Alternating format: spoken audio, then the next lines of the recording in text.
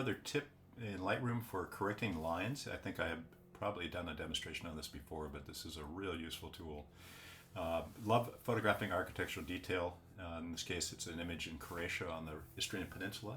I love this house. I love these shutters, but of course I want the shutters and everything to be straight. And whenever you point your camera up like this to capture everything, it's going to skew the lines.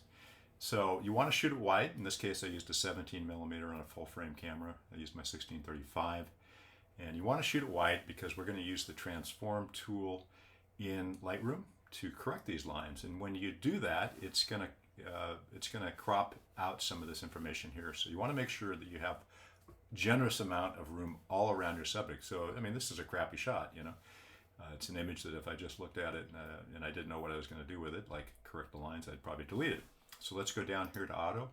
And oftentimes auto works really well. It did a really good job here. You can see there's a little bit of this image here, or this shutter here isn't quite straight, but sometimes it's a compromise. Everything else is pretty horizontal and vertical. I'm going to click OK. And you can also see that, I don't have to click OK, it's already done, but you can see that I'm going to have to crop here. But I'm going to have to crop anyway because this image is just meant to be a square. I'm going to go to the 1:1 ratio.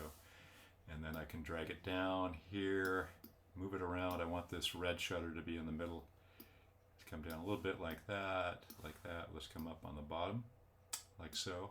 I have a little bit of stuff here that I'm going to keep in because I don't want to get too tight along the top here. And I'm going to go done. There's where I have my done. And you can see here, I'll go in Photoshop and fill that in with the healing brush or the clone tool.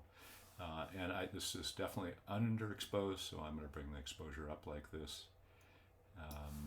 See, it did a really good job in Lightroom. Lightroom is such a powerful tool these days.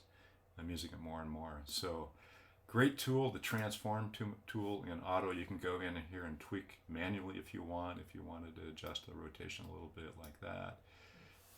The vertical aspect is often good to use too. But for the most part, I think it did a pretty acceptable job. So there you have it, that really great final result, getting to this from that. So wonderful tool in Lightroom, the transform tool.